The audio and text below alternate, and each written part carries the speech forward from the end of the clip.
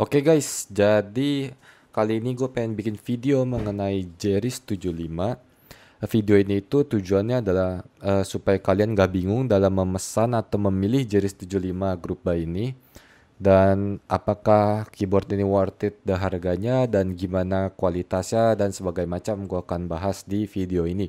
Grup buy-nya itu dimulai dari tanggal 25 Februari 2023 jam 9 malam WIB sampai 12 Maret 2023 jam 11.59 malam. Estimated time arrival-nya itu ada di Juni 2023, dikirim dari Cina. Perjalanan dari Cina ke Keepsmart ke sini ke Indonesia itu memakan waktu 3-4 minggu by sea. Jadi harga yang di form ini udah termasuk harga teks, pengiriman internasional dan sebagainya. Jadi buyer hanya perlu biaya tambahan ongkir lokalnya saja. Untuk full foto, render, dan prototype Jeris 75 dan website-nya, form group buy, kalian bisa cek di kolom komentar atau kolom deskripsi di bawah ini ya. Jadi kita pertama dapat bagnya, carrying bag Jeris 75. Nah ini box tambahan. Ini box tambahan ini tuh berisi kalau kalian beli badge, beli LED light sign kayak gini. Ini LED light sign. Atau kalian beli badge ini. Atau kalian mau beli knobnya ini. Nah rotary knob, LED light sign, terus badge-nya ini dijual terpisah ya guys. Jadi ini nggak didapat di default kit. Nah kemudian ini ada kabelnya Type C. Oh ya, by the way, ini not penting juga, jadi kalian video ini kalau bisa nontonnya jangan di skip karena ini semua informasinya penting ya guys. Untuk LED light sign dan knob ini ada dua tipe, untuk wired PCB dan untuk Bluetooth PCB. Jadi kalau yang kalian beli LED light sign untuk wired PCB, kalian nggak bisa pakai di yang Bluetooth PCB. Jadi jangan sampai salah pilih ya guys. Kalian nanti tulis di form itu, tulis LED light sign untuk wired atau untuk Bluetooth PCB. Oke, jadi langsung kita buka aja ya. Ini gue sebenarnya udah buka, jadi ini bukan video unboxing, ini bukan video build, tapi gue lebih video untuk menjelaskan supaya kalian gak bingung dalam memesan nanti. Jadi ini Jeris 75 Lilac. Nah jadi ini itu PVD chroma yang gue pilih. Jelas PVD dan aluminium itu beda harga ya guys. Ini juga udah dipasang ininya, fitnya. Fitur Jeris 75 yang bikin beda. Kalau yang tadi itu kan ada yang berbeda itu kalian bisa pilih 3 macam, rotary knob, badge, bisa LED light sign atau bisa pakai F13. Yang menariknya di sini itu pertama, kalau kalian udah lihat harganya ya, Jeris 75 itu harganya termasuk budget banget dengan kualitas alu case yang sebagus ini. Menurut gue ini wah bagus banget, aluminium case-nya, materialnya, finishingnya bener-bener smooth, bagus lah. Terus juga udah dikasih internal brush weight ini. Biasanya kalau keyboard itu kayak zoom aja internal ininya itu beli lagi, sedangkan ini udah dikasih internalnya. Terus lanjutnya ada di cara bukanya, disassembly. Jadi mereka ini pakai sistem quick disassembly. Nah ini langsung kita contohin aja cara buka case-nya ya guys. Jadi cara bukanya itu tinggal ditarik aja. Nah itu dari cara bukanya aja udah kelihatan keras banget ya. Jadi ini tuh nggak mungkin sampai casingnya kalian angkat aja gitu sampai lepas tuh nggak mungkin guys, karena dibukanya aja udah sekeras itu. Nah jadi mereka ini mengadopsi sistem case yang screwless ya. Jadi gampang banget buat bongkar pasangnya, buat kalian ganti-ganti config-nya. Gue suka dari Jeris itu dia, tinggal lepas, cabut, ganti. Nah ini jadi pakai sistem kayak gini, disassembly-nya semacam engsel gitu ya. Seperti budget board gasket pada umumnya, ini tuh kita dapat PE foam, case foam, terus platform. Nah, gua di sini tuh nggak mau pakai PE foam.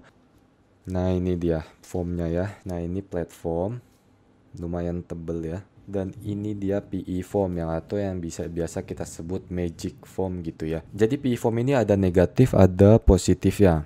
Gue sebutin positifnya ya. Jadi positifnya dari PE foam itu mengupgrade suara kalian. Suaranya itu lebih poppy, terus lebih loud, lebih kayak lebih berisik lah, lebih nggak muted. Tapi minusnya ya suaranya jadi tergantung sama foam ini. Maksudnya suara keyboardnya didominasi oleh foam ini, yaitu suara Poppy.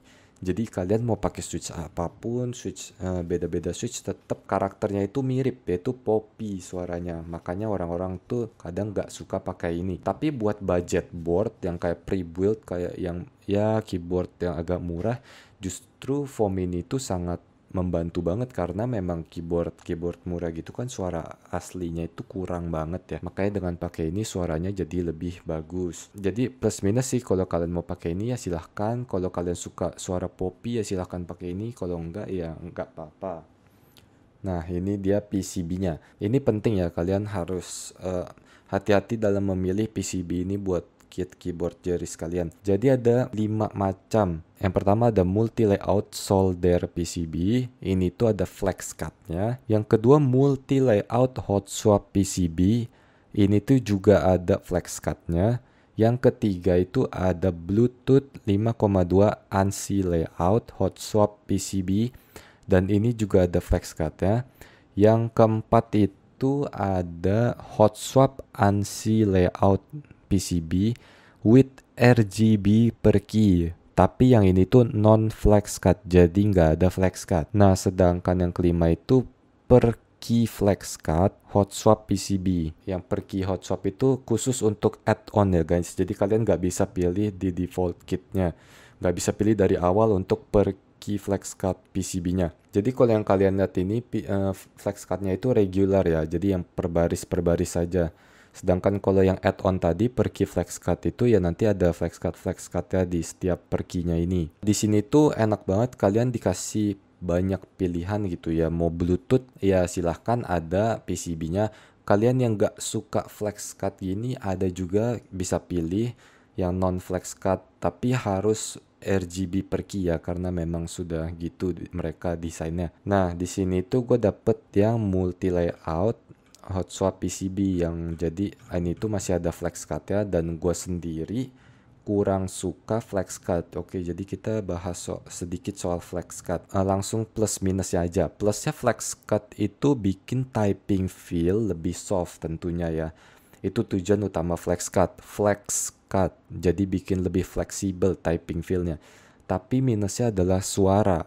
Suaranya itu lebih muted, lebih thin. Jadi semakin banyak flex cut, suara keyboard itu bakal semakin muted.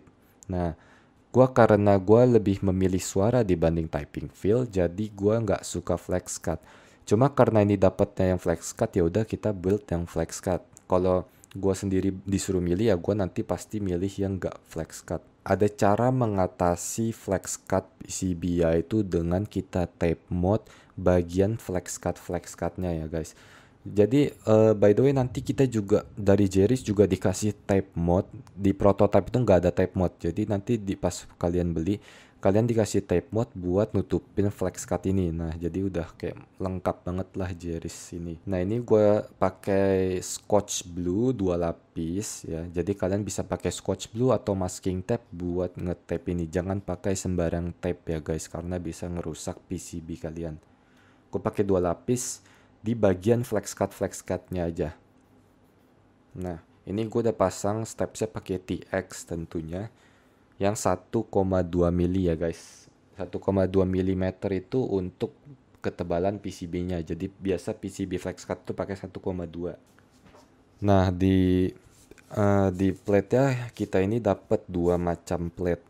Dan kemarin pakai FR4-nya itu suaranya bener-bener muted ya, karena bisa kalian lihat dia ini FR4-nya itu pakai per key flex cut. Dan ini tuh kayak bener-bener bener-bener ringkih. Kenapa dia bikin per key ini? Supaya mengincar typing feel ya. Jadi good news di nextnya, di barang group buy nantinya, per key flex cut FR4 plate ini tuh udah nggak ada. Jadi adanya FR4 yang regular flex cut, yang sebaris-sebaris saja kayak biasa. Oke, jadi di default kit kalian bisa milih antara polikarbonat, POM atau ALU atau FR4 plate. Sedangkan brush plate itu dijual terpisah lagi, harus kalian beli ekstra. Nah, untuk polikarbonat dan POM plate itu nggak ada flex cutnya ya guys. Nah, jadi kita nanti build bakal pakai polikarbonat plate karena ini nggak ada flex cut ya. Gue pengen lihat suaranya gimana. Ya oke guys, kalau gitu langsung kita coba build aja ya. Jadi gua config-nya pakai cast form, pakai platform, polikarbonat plate. Ya guys, jadi gua mau pakai switch BBN linear yang udah gua loop.